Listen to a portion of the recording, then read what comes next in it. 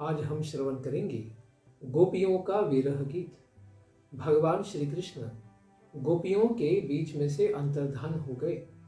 उसके पश्चात गोपियां भगवान को ढूंढते हुए इस गीत को गाती हैं। गोपियां कहती हैं कि हे प्रियतम, श्याम सुंदर श्री कृष्ण, आपके जन्म के कारण वैकुंठ आदि लोकों से भी व्रज की महिमा और अधिक बढ़ गई है। आपके जन्म काल से ही श्री लक्ष्मी जी यानी श्री देवी भी अपना निवास स्थान यानी श्री वैकुंठ धाम को छोड़कर सदा ही यहाँ पर ब्रज में निवास करने लगी है। ब्रज में यानी वृंदावन में भूदेवी तो पहले से ही विराजमान है, लेकिन श्री देवी भी आ चुकी हैं आपके जन्म काल से ही। हे प्रियतम श्री कृष्ण, ये सभी आपकी गोपियां आपके चरणों में अपने प्राणों को न्यौछावर करके रखी हैं और विभिन्न दिशाओं में हम सब आपका अन्वेषण कर रही हैं। हे प्रियतम, कृपा करके आप दर्शन दीजिए, क्योंकि गाय वन लता आदि इस प्रकार से जो वैभव ब्रज में प्रकट है, यह सब आपकी श्री देवी के ही द्वारा किया गया है। तो हे प्रभु, आप इस प्रकार छुप कर न रहे, आप हमारे सामने आइए। हे हमारे प्रेम पूर्ण हृदय के स्वामी, आप तो वरदान देने वाले सब लोगों में श्रेष्ठ हैं, ब्रह्मा और शिव जी से भी श्रेष्ठ हैं। हम लोग आपकी बिना मूल्य की दासियां हैं, अशुल्क दासिका। क्यों? क्योंकि हम लोग तो प्रेम के अलावा दूसरा कोई भी मोल स्वीकार नहीं करती हैं, इसीलिए हम आपकी अशुल्क दासिका हैं। शरतकालीन सरोवर में विकसित अत्यंत मनोहर कमल की कर्णिका को भी, इसकी सुषमा को भी चुरा लेने वाले आप कमल नयन हैं। हे प्रभु, आप अपने इन सुंदर नेत्रों से हम सबों को घायल कर चुके हैं।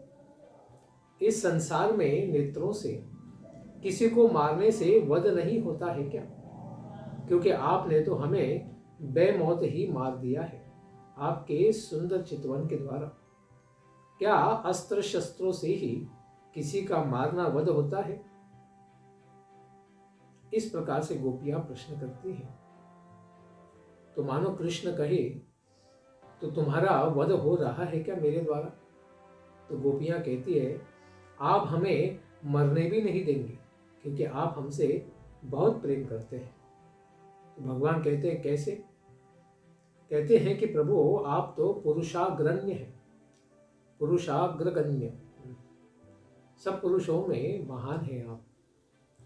यमुना जी के विषैले जल से भी आपने हम सबकी रक्षा की और हमारे बच्चों की रक्षा की। अजगर के रूप में रहने वाला अघासुर, इससे होने वाली मृत्यु से भी सबको बचाया। इंद्र द्वारा जो भयानक वर्षा की गई थी, उल्कापात किया गया था, उससे भी आपने हम सबको बचाया है।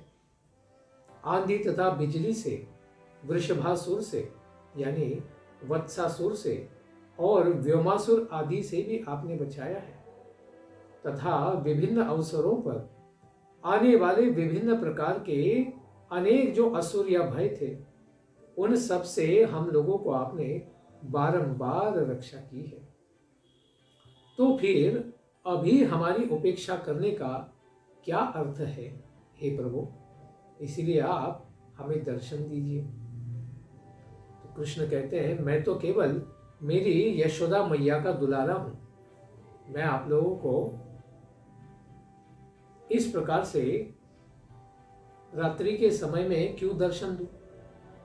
तो गोपियां कहती हैं, श्री कृष्ण, आप केवल यशोदा नंदन नहीं हैं, आप समस्त शरीरधारियों के अंतःकरण में रहने वाले सर्वांतरयामी परमात्मा हैं, साक्षी हैं। हे प्रियतम, ब्रह्मा जी ने जब संपूर्ण संसार की रक्षा करने के लिए आपसे ही प्रार्थना की थी, तो आप यदुवंशियों के वंश में अवतीर्ण होने वाले पुरुषोत्तम हैं।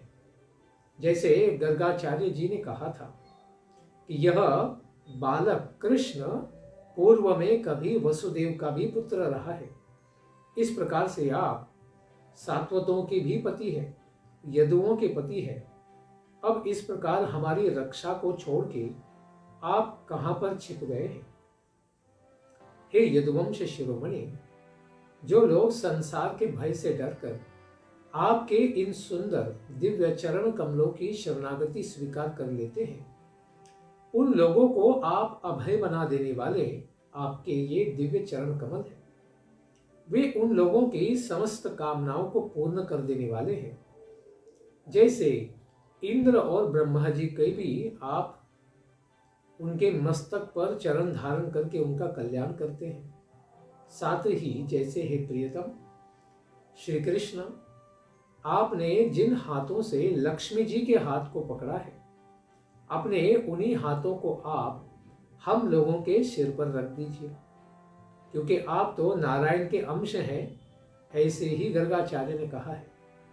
तो समुद्र मंथन के पश्चात प्रकट होने वाली लक्ष्मी का हाथ भी तो आपने ही थामा था।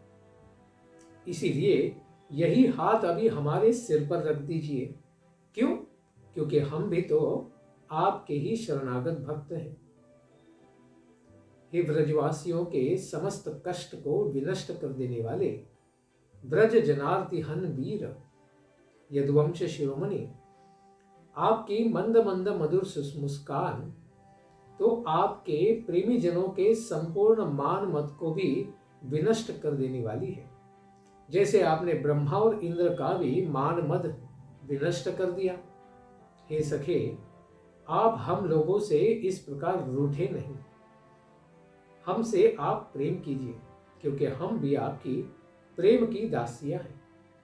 सर्वप्रथम आप हम व्रज वनिताओं को अपने श्याम वर्ण के मुख का दर्शन तो कराइए। तो कृष्ण कहते हैं कि तुम लोग अपने पतियों को छोड़ने के कारण पापी हो गई हो, तो इस प्रकार से मैं पापी लोगों को दर्शन नहीं देता हूं। तो गोपियां कहती है, आपके चरण कमल अपने सारे शरणागत भक्तों के जीवों के पाप को विनष्ट कर देने वाले हैं। आपके दर्शन मात्र से हमारा गृह परिवार पति आदि सबको त्यागने का पाप भी नष्ट हो गया है। इस प्रकार आप इन दिव्य चरण कमलों के साथ हमारी गाय और बछड़ों को चराने की सेवा तो करते ही हैं, तो आप हमारे सेवक तो बने ही हैं। फिर हमारे हृदय को भी पवित्र करना तो आपकी ही सेवा है। इस सेवा को आप क्यों छोड़ रहे हैं? आपके यही दिव्य चरण कमल तो लक्ष्मी जी के भी निवास स्थल हैं।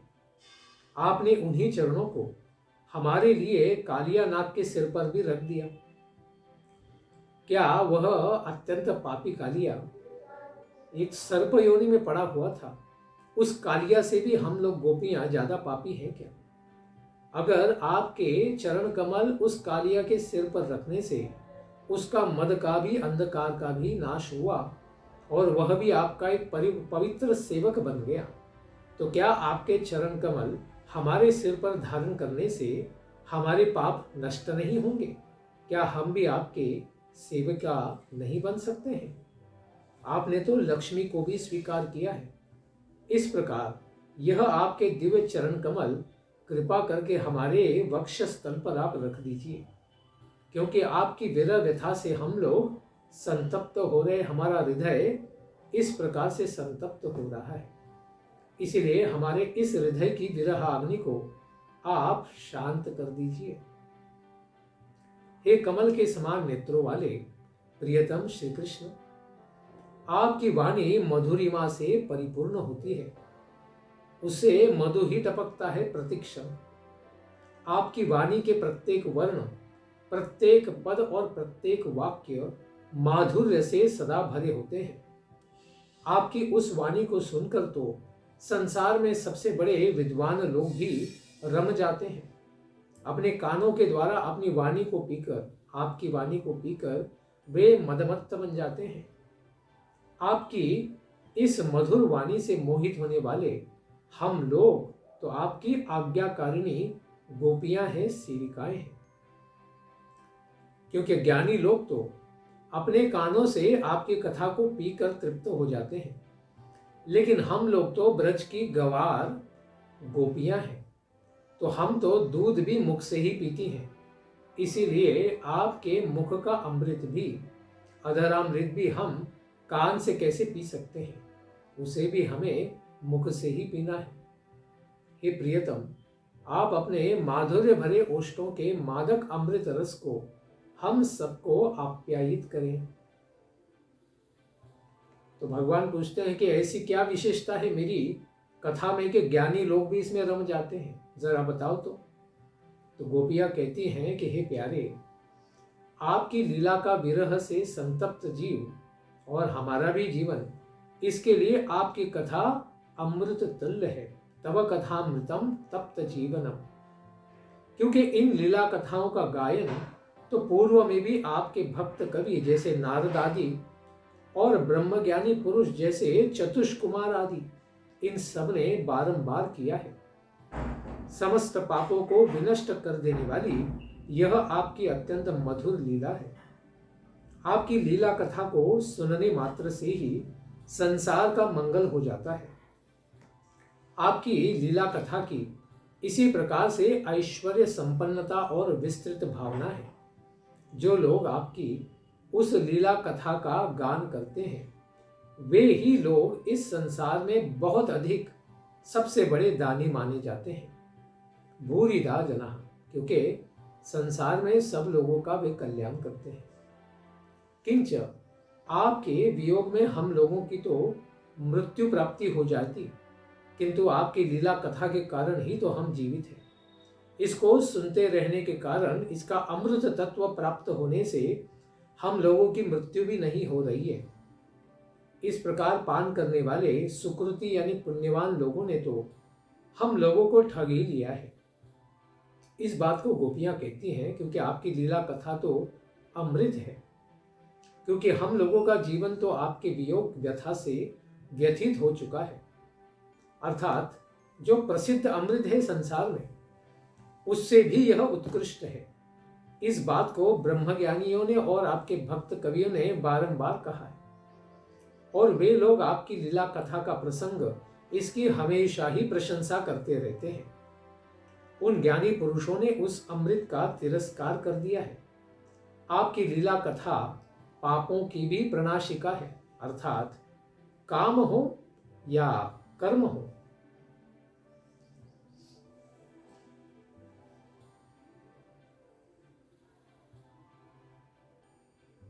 इस संसार में व्यक्ति एक तो कामनाओं में फंस जाता है या कर्मों में फंसता है, लेकिन आपकी लीला कथा इतनी महान है कि इस काम और कर्म से आसक्ति का भी विनाश करने वाली है। वह तो देवताओं के द्वारा भोग्य अमृत इस काम को कभी नहीं कर सकता है। वह तो इस संसार की कामनाओं को विस्तारित ही करता है वह अमृत, लेकिन आपकी लीला कथा तो कर्म का और काम का दोनों का भी नाश करती है। वह आपकी लीला कथा श्रवण मात्र से मंगल प्रदान करती है। इसीलिए देव भोग्य अमृत तो पान करने की उपेक्षा रखती है। आपकी लीला कथा ऐश्वर्य संपन्न और बड़ी शांतिमय है। प्रसिद्ध अमृत तो मद प्रदान करने वाला है। उस अमृत को पीकर भी इंद्र मदमत्त हो जाता है और आपके ऊपर और ब्रजवासियों के ऊपर उल्कापात और वर्षा कर देता है। ऐसा अमृत किस काम का? इस प्रकार की आपकी महान लीला कथा है, उसका विस्तार करने के लिए जो लोग इस प्रकार से सबको इस कथा को सुनाते हैं, वह बहुत बड़े दान करने वाले हैं, सबसे बड़े दानी हैं। अर्थात वे मरे हुए लोगों को जीवन प्रदान कर रहे हैं। इसीलिए जो आपकी लीला कथा है, उसका वर्णन जो लोग भूलोक संसार में करते हैं, उन लोगों ने अपने पूर्व जन्म में बहुत अधिक दान पुण्य किया होगा और आपकी विशेष कृपा प्राप्त की है। इसीलिए कहने का अभिप्राय है कि जो लोग आपकी कथा का केवल वर्णन ही करते हैं, वे लोग भी बड़े धन्य हैं, और जो लोग आपका दर्शन करते हैं, उन लोगों के विषय में तो कहा ही क्या जाए। इसीलिए हम लोग प्रार्थना करते हैं कि आपका हमें दर्शन हो जाए। हे प्रियतम श्री कृष्ण, आपकी प्रेम भरी हंसी तथा प्रेमपूर्ण अवलोकन तथा आपकी विविध प्रकार की क्रीड़ाओं का ध्यान करके हम सभी आनंद मग्न हो जाया करती थी। प्रियतम, जब एकांत में आप कभी हमें मिले और आपने जब हृदय स्पर्शी हंसी ठिठोलियां की, उन प्रेम भरी बातों की हम सबको याद आती है। हे कपटी मित्र, उन बातों की जब हमें याद आती है तो हम लोगों का मन क्षुब्ध हो जाता है। जिनको ब्रज में रहने का सौभाग्य नहीं मिलता है, उनका हृदय तो संसार के दुखों से पीड़ित होकर फिर आपकी कथा को श्रवण करने से शांत हो जाता है। लेकिन इस संसार में हम लोग जो ब्रज में रहने का सौभाग्य प्राप्त करते हैं, आपका दर्शन होने से, आपके दिव्य विलासों से हम लोगों का चित्त क्षुब्ध हो जाता है, क्योंकि हम केवल आपके बारे में सुनते नहीं हैं, आपको हम देखते भी हैं। इसीलिए केवल आपकी कथा श्रवण मात्र से हमें तो शांति नहीं मिल सकती, आपका दर्शन हमारे लिए बहुत ही आवश्यक है। तो कृष्ण कहते हैं, मैंने आप लोगों से क्या कपट किया है? तो गोपियां कहती हैं कि हे प्रियतम, हे स्वामिन, आप जब ब्रज में हमारे और नंद बाबा के ब्रज पशुओं को चराने के लिए निकलते हैं, उस समय हम लोगों का मन यह सोचकर अत्यंत बेचैन हो जाता है कि कमल से भी अत्यधिक सुंदर और अत्यंत सुकोमल आपके चरणों में उस वन में कंकड़, तृण और कांटे आदि गड़ जाते होंगे और आपकी इन चरणों में अत्यधिक कष्ट का अनुभव होता होगा। इसको केवल सोचने मात्र से हम लोग हृदय विदारद हो जाते हैं। हे वीर प्रियतम, सायंकाल जब गायों को चराकर आप वापस ब्रज गांव में लौटते हो, उस समय आपके मुख कमल पर आपके सुंदर काले घुंघराले केश लटकते रहते हैं और आपके मुखमंडल पर हमारी और सबकी गमों के खुर से उड़ी हुई धूल बहुत अधिक पड़ जाती है। तो मानो कृष्ण कह रहे हो कि देखो, तुम्हारी गायों को दिन भर में धूप में जाके चराता हूं और शाम को वापस थक के आता हूं, तो मेरा मुख तुम्हारी गायों के चरणों से उड़ने वाली धूली से पांडुरंग हो जाया है, पांडुरंग की तरह हो गया है, यानी सफेद हो गया है। तो गोपियां कहती है कि आप अपने उस मनोज्ञ मुखमंडल को दिखाकर हम लोगों के भीतर तो कामोद्रेक कर देते हैं और आपसे मिलते ही हमारी कामना दृढ़ से दृढ़तर हो जाती है और दृढ़तम हो जाती है कि हमें आपको प्राप्त ही करना है। क्योंकि गायें तो दिन भर आपका संग पाती हैं वनों में, लेकिन हमें तो क्षण भर भी आपका संग प्राप्त नहीं होता है। इसीलिए हे प्रियतम श्री कृष्ण, आपके चरण कमल अपने शरण में आए हुए सभी लोगों की कामनाओं को पूर्ण करने वाले हैं। आपके इन चरणों की पूजा तो ब्रह्मा जी, शिव जी और श्रीदेवी ये भी किया करते हैं।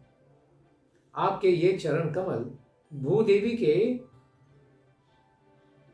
छाती के ऊपर आपने रख दिए हैं, क्योंकि ये धरती माता, यह भी तो आपकी पत्नी है भूदेवी। इसके छाती पर तो आप बड़े आनंद से रखते हैं और आपके चरण कमल भी सर्वत्र ब्रज में इस प्रकार से अंकित होते हैं, मंडित होते हैं, जिससे उनको आप महिमा मंडित करते हैं। यही नहीं, आपके ये चरण कमल तो हमारे जीवन में हर प्रकार से जो आपत्ति काल होता है, उसमें ध्यान करने से ही हमारा मंगल हो जाता है। आपके ये ऐसे दिव्य चरण हैं कि इन चरणों की सेवा करते समय भी सुख की प्राप्ति हो जाती है, केवल स्मरण मात्र से, श्रवण मात्र से। समस्त मानसिक व्यथाओं को विनष्ट करने वाले आपके इन चरणों को कृपा करके हमारे वक्ष स्थल पर आप रख दीजिए। हे वीर शिरोमणे, आपका अधरामृत मिलन की आशा को और बढ़ाने वाला है। वह विरह जन्य समस्त शोक संताप को विनष्ट करने वाला है। बजने वाली आपकी यह सुंदर बांसुरी आपके उस अधरामृत को निरंतर ही पान करती रहती है। यह आपका अधरामृत ऐसा है कि जो श्रृंगार रस में आपकी गोपी बनकर सेवा करना चाहते हैं, ऐसे संसार में भी कोई आपके साधक पुरुष हो, भक्त हो, वे भी तो संसार में भौम राज्य आदि हर वस्तु को कभी भी प्राप्त नहीं करना चाहते, या प्राप्त करने की इच्छा को भी विस्मृत करा देने वाली शक्ति आपकी कथा में है, या फिर आपके वेणुगीत में है। तो फिर हम तो स्त्रियां हैं, गोपियां हैं, हमारे विषय में तो कहा ही क्या जाए। हे वीर, अपने उसी अधरामृत को आप हम सभी व्रज युवतियों को वितीर्ण करें, दान करें, जिससे हमारा कल्याण होगा। हे प्रियतम श्री कृष्ण, जब आप दिन में विहार करने के लिए वन में चले जाते हैं, उस समय आपके मनोज्ञ मुख कमल को नहीं देख पाने के कारण हम गोपियों का आधा क्षण ही मात्र युग के समान बड़ा ही कष्टदायक होकर बीतता है। वह समय ही नहीं बीतता है, और शाम को जब आप वापस वन से लौटते हैं तो आपके काले सुंदर घुंघराले केशों से सुशोभित अत्यंत मधुरतम मुख सौंदर्य को देखकर हमें परमानंद की प्राप्ति होती है। उस समय आपको देखते रहने से हमारी पलकें बारंबार गिर जाती हैं, तो लगता है कि इन पलकों को बनाने वाले ब्रह्मा जी भी एक बस जड़ व्यक्ति है, और उसी के साथ निमि महाराज भी, जिनके प्रभाव से हमारी आंखें बंद हो जाती है, तो क्षण भर के लिए आपका दर्शन न होने से हमें अत्यंत पीड़ा का अनुभव होता है। हे प्रियतम श्याम सुंदर श्री कृष्ण, हम लोग अपने पतियों, पुत्रों, कुल, परिवार, भाई बंधु, इन सबों की आज्ञाओं का पूरी तरह उल्लंघन करके आपके पास आई है, क्योंकि हम लोग आपके प्रत्येक गीत, गति और संकेतों को समझने वाली है। आपके इस तीनों लोकों को मोहित करने वाले वंशी के गीत से मोहित होकर हम लोग आपके चरणों में आए हैं। हे धूर्त, आपको छोड़कर दूसरा कौन ऐसा व्यक्ति होगा जो इस प्रकार अपने पास आई हुई रात्रि की बेला में, शरद पूर्णिमा की बेला में इस प्रकार से गोपियों का परित्याग कर दे। तो कृष्ण कहे, मानो मैंने तुम लोगों के लिए तो यह बांसुरी बंसी नहीं बजाई थी, तो तुम लोग क्यों आ गए इधर? तो गोपियां कहती है, तो फिर सिर्फ गोपियां ही क्यों यहाँ पर आई है? अगर तुम्हारी बंसी बजी है तो यहाँ गाय बछड़े क्यों नहीं आ गए? या फिर तुम्हारे साथ दिन भर खेलने वाले ग्वाल बाल सखा आदि इसको सुनकर यहाँ क्यों नहीं आए? क्योंकि यह बांसुरी तुमने सिर्फ गोपियों को आकर्षित किया है, तभी यहाँ पर केवल गोपियां आई हैं, यानी मृग और उनकी पत्नियां भी यहाँ नहीं आई, या फिर गाय भी नहीं आए, बछड़े भी नहीं आए और ग्वाल बाल सखा भी नहीं आए, यानी केवल गोपियों को ही तुमने आकर्षित किया है। फिर छुप के रहने में क्या अर्थ है? कृपा करके आप दर्शन दो।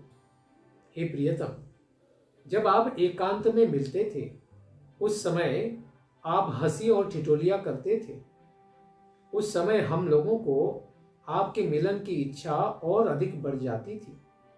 आपके प्रहास शोभित मुख कमल को तथा आप जो प्रेम पूर्वक हम लोगों को देखते थे, तथा जहां लक्ष्मी जी का नित्य निवास बना है, ऐसे आपके विशाल वक्ष स्थल को हम बारंबार देखकर हमारी आपसे मिलन की आकांक्षा अत्यधिक बढ़ चुकी है।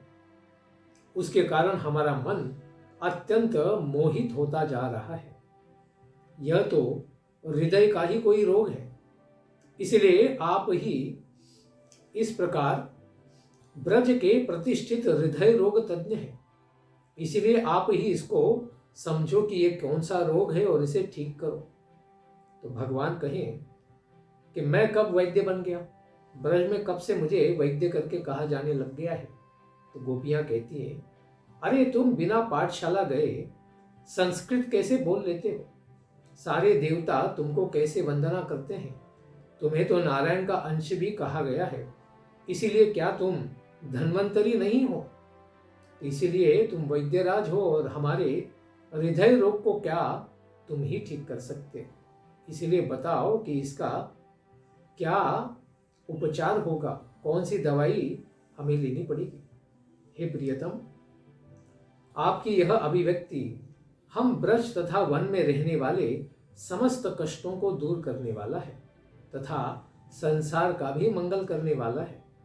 अतएव हम लोगों की आपसे मिलने की लालसा अत्यधिक बढ़ रही है। हम सभी आपके ही स्वजन हैं।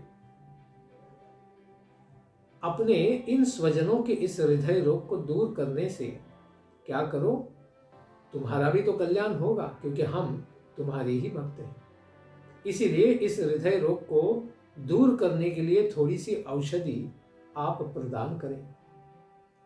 हे प्रियतम, हे हमारे जीवन सर्वस्व प्रियतम, आपके ये जो अत्यंत कोमल चरण कमल है, उसको हम लोग अपने अत्यंत कठोर स्तनों के ऊपर अत्यधिक धीरे धीरे इस भय से रखती हैं कि आपके चरण कमल को कहीं चोट न लग जाए।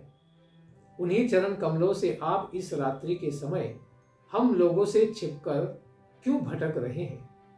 क्या आपके इन सुंदर चरण कमलों में कंकड़ पत्थर की चोट नहीं लगती है? इसको बस सोचने मात्र से इसके भय से हम लोग भयभीत हो जाते हैं। इसके कारण हमारा मन चक्कर काट रहा है। हे प्रियतम, हमारा जीवन तो आपकी ही सेवा के लिए बना है।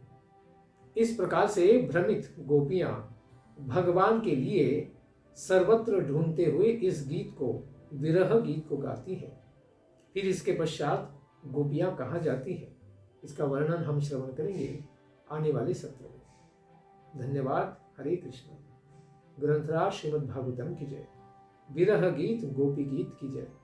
निताय गौर प्रेमानंदे हरि हरि बोल। जय जय श्री राधे श्याम। जय जय श्री वृंदावन धाम।